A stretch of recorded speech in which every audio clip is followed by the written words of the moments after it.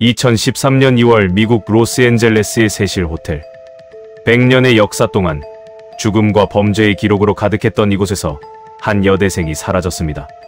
18일간의 실종 끝에 호텔 옥상 물탱크에서 그녀의 시신이 발견되었습니다. 지금부터 우리가 보고도 믿지 못했던 엘리베이터 영상의 진실과 경찰의 결론이 숨긴 물리적 모순을 추적하는 이야기 속으로 들어가 보겠습니다. 구독과 좋아요는 저희 다크헌터가 사건을 기록할 수 있는 큰 힘이 됩니다. 2013년 1월 26일 캐나다 밴쿠버 출신의 21세 대학생 엘리사 람은 혼자 미국 서부 여행 중이었고 샌디에이고를 거쳐 로스앤젤레스에 도착했습니다. 목적지는 다운타운의 세실 호텔, 하룻밤 $50 정도의 저가 숙소였습니다. 엘리사는 매일 부모에게 연락했으며 블로그에 여행 일기를 남기는 등 겉보기엔 평범한 여행자였습니다. 1월 31일 체크아웃 예정일 정오가 지나도 그녀는 프런트에 나타나지 않았습니다.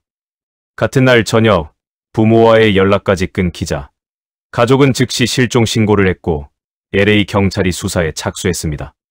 경찰은 수색 경까지 투입해 객실, 복도, 옥상 등 호텔의 모든 공간을 샅샅이 뒤졌지만 단 한 가지 흔적도 찾지 못했습니다. 특히 시신이 발견될 장소였던 옥상 물탱크 내부까지는 생각지도 못했던 거죠. 13일이 흐른 2월 13일 경찰은 세실 호텔 엘리베이터 CCTV에 기록된 약 4분 분량의 영상을 대중에게 공개하는 결정을 내렸습니다.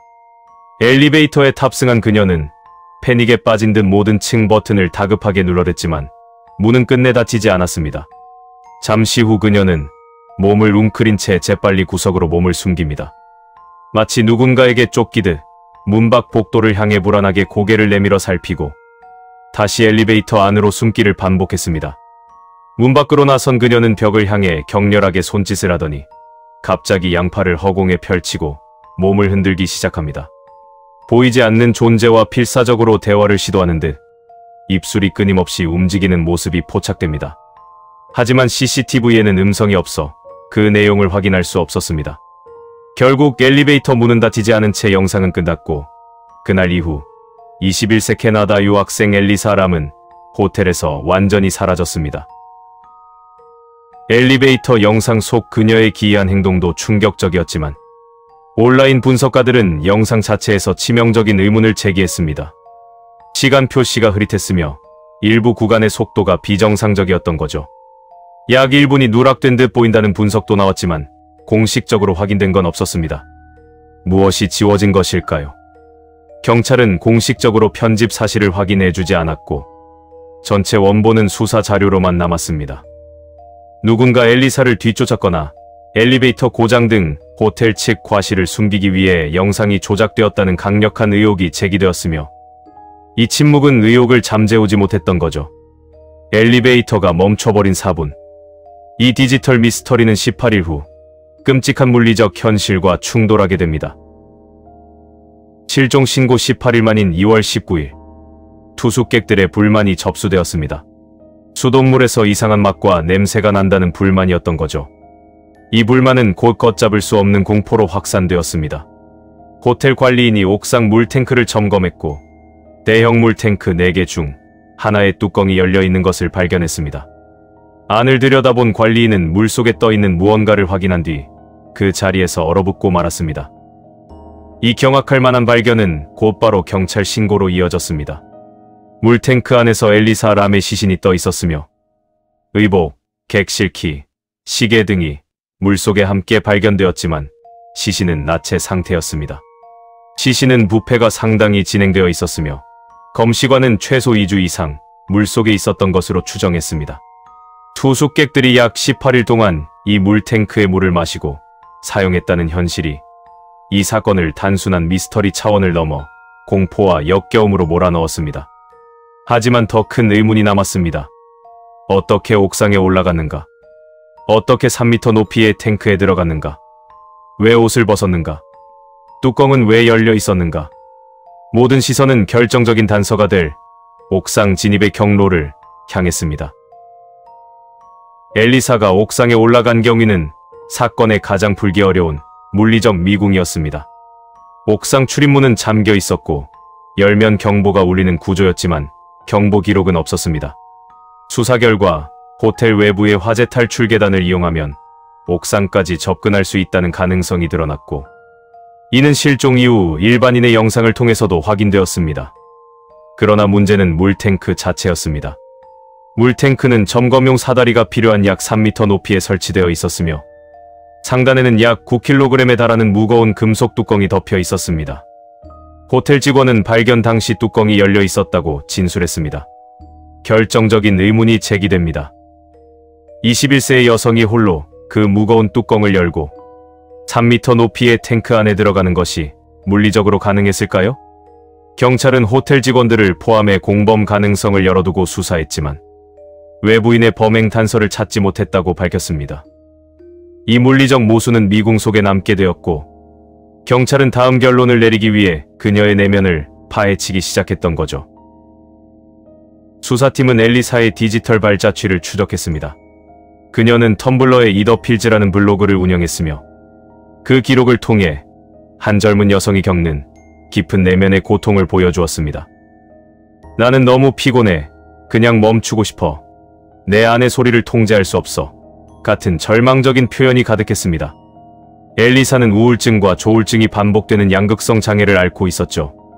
가족 진술에 따르면 그녀는 여행 직전에도 상태가 좋지 않았지만 혼자 힘으로 이겨내고 싶어 여행을 강행했던 것으로 알려진 바 있습니다. 수사팀은 이 기록들을 토대로 가설을 세웠습니다. 엘리사가 정신질환 악화로 환각을 경험했고 스스로 옥상 물탱크에 숨었다가 변을 당했다는 것입니다. 엘리사 람의 시신이 발견된 장소는 다름 아닌 세실 호텔이었습니다. 이곳은 LA에서 가장 악명이 높은 곳이었죠. 호텔이 아니라 범죄의 기념비로 불렸습니다. 1947년 잔혹한 미제 사건 블랙 달리아의 피해자가 이곳에서 마지막으로 목격되었다는 증언이 있었으며 1964년 발생한 피존 골디 살인 사건 역시 끝내 미궁에 빠졌습니다. 더욱 충격적인 것은 1980년대 연쇄살인범 리처드 라미레즈가 범행 기간 동안 이 호텔에 장기 투숙했다는 점입니다. 피투성이 옷차림으로 돌아와도 아무런 제재나 의심을 받지 않았던 공간이었습니다. 1991년에는 오스트리아 연쇄살인범 요한 운터베거 역시 이곳에 머물며 살인을 저질렀습니다. 호텔은 이 모든 것을 묵인했습니다. 죽음의 기록으로 가득했던 이 공간은 엘리사 람 사건을 통해 다시 한번 전 세계의 주목을 받게 됩니다. 2013년 6월 LA 검시국은 최종 부검 보고서를 발표했습니다. 타살 가능성은 전면 배제되었고 외상이나 독극물은 검출되지 않았습니다. 다만 엘리사가 양극성 장애를 앓고 있었으며 처방 약물을 불완전하게 복용한 정황에 주목했습니다. 검시관은 이 정신질환 악화 상태에서 스스로 물탱크에 숨었다가 변을 당한 것으로 추정하며 최종 사인을 우발적 익사로 결론지었습니다. 타살 증거는 없었습니다. 하지만 이동 경로는 끝내 밝혀지지 않았던 거죠. 사건은 종결되었습니다. 경찰은 그녀의 질병을 결론의 유일한 근거로 사용했습니다. 마치 양극성 장애가 9kg 뚜껑을 여는 마법의 열쇠라도 되는 것처럼 말입니다. 사건 종결 이후 인터넷은 폭발했습니다. 일부는 엘리사가 엘리베이터 게임이라는 도시전설을 실행하다 변을 당했다고 주장했습니다. 특정 순서로 버튼을 누르면 다른 차원으로 갈 수 있다는 괴담이었던 거죠. 심지어 결핵 진단 키트인 LAMELISA와 그녀의 이름이 우연히 유사하다는 이유만으로 연관성을 주장하는 기이한 음모론까지 나왔습니다. 그 어떤 음모론도 증거로 뒷받침되지 않았으며 공식 수사에서는 모두 루머로 결론지어졌습니다. 이 결론은 엘리베이터 편집, 9kg 뚜껑, 그리고 타살 흔적 없음이라는 세 개의 모순을 그녀의 병력 하나로 덮어버린 것에 불과합니다. 특히 나체 상태로 발견된 시신에 대해 경찰은 명확한 설명을 내놓지 못했습니다.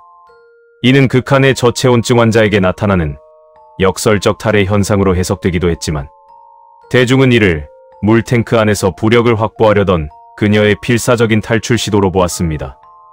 경찰의 공식 결론은 사고사였습니다. 하지만 이 결론은 진실을 묻으려 한 시스템에 어두운 그림자를 남겼다고 판단되었습니다. CCTV 편집 의혹, 9kg 뚜껑의 물리적 모순, 그리고 그녀의 마지막 기이한 탈해. 이 모든 의문은 결코 사고사라는 단어 하나로 해소될 수 없었습니다. 엘리 사람이 마지막 4분 동안 엘리베이터에서 경계했던 존재가 환각이었다면 누가 그 환각에 걸린 그녀를 3m 높이의 옥상으로 안내하고 9kg의 뚜껑을 열어준 것일까요? 그녀의 실종은 단순한 우발적 익사로 단정되었지만 그 결론이 너무 빨랐던 건 아닐까요? 진실은 시스템 속에서 묻혔는지도 모릅니다. 2013년 2월 19일 세실 호텔 옥상 물탱크 엘리사 람은 그곳에서 발견되었습니다. 왜 물탱크였는가? 누가 도왔는가? 뚜껑은 왜 열려 있었는가? 10년이 지난 지금도 누구도 답할 수 없는 질문들입니다. 우리 다크헌터는 이 사건의 결론이 정신적 정황으로 물리적 모순을 덮어버린 결과라고 추적합니다. 엘리사 람 사건은 본질적으로 엘리베이터 영상 속에 극심한 공포와 경계심이라는 정신적 정황대 9kg의 뚜껑과 3m의 높이라는 물리적 증거가 충돌하는 지점에서 미스터리가 시작됩니다. 일부 온라인상에서는 발견 당시 뚜껑이 닫혀 있었다는 주장이 논란을 만들었지만 이는 공식적인 호텔 직원 진술과는 상충됩니다. 경찰은 그녀의 시신에서 타살의 흔적이나 외상이 없다는 과학적 결론을 내세웠습니다. 그러나 이 결론은 혼자서 모든 것을 해냈을 리 없다는 물리적 개연성의 의문을 해소하지는 못했습니다. 특히 부검 결과 그녀의 손톱 밑에서 저항의 흔적이나 상처가 발견되지 않은 점은 누군가 그녀의 진입을 도와주었거나 방조했을 가능성을 배제할 수 없게 만듭니다. 결국 수사팀은 밝혀지지 않은 그녀의 행적을 양극성 장애로 인한 비정상적인 사고사라는 단 하나의 열쇠로 닫아버렸습니다. 이는 세실 호텔의 어두운 과거와 복잡한 상황 속에서 미궁으로 빠지기 쉬운 타살 사건보다는 질병으로 인한 사고사로 사건을 종결하는 것이 가장 편의적이었을 것이라는 비판을 피할 수 없습니다. 2021년 넷플릭스는 다큐멘터리 크라임씬 세실 호텔 실종 사건을 공개하며 사건은 다시 조명되었지만 새로운 답은 나오지 않았습니다. 세실 호텔은 저소득층 임대 아파트로 개조되어 재개장했지만 역사는 지워지지 않았습니다. 모든 것이 묻혔지만 그 4분짜리 기이한 엘리베이터 영상은 영원히 남았습니다. 하지만 정말 사라진 것은 엘리사 람일까요? 아니면 우리가 우발적 익사라는 결론 속에 묻어버린 명백한 진실일까요? 진실은 잠겼고 오염된 물은 여전히 흐르고 있습니다. 저는 사건 리서치 다크헌터였습니다. 시청해주셔서 감사합니다. 이 사건은 공식 수사 자료와 공개된 기록을 기반으로 합니다. 피해자와 유가족을 존중하며 모든 의혹은 기록과 추론에 한해 다뤘습니다. 진실 규명을 위한 추가 정보는 각국의 공식 수사 경로를 이용해 주시기 바랍니다.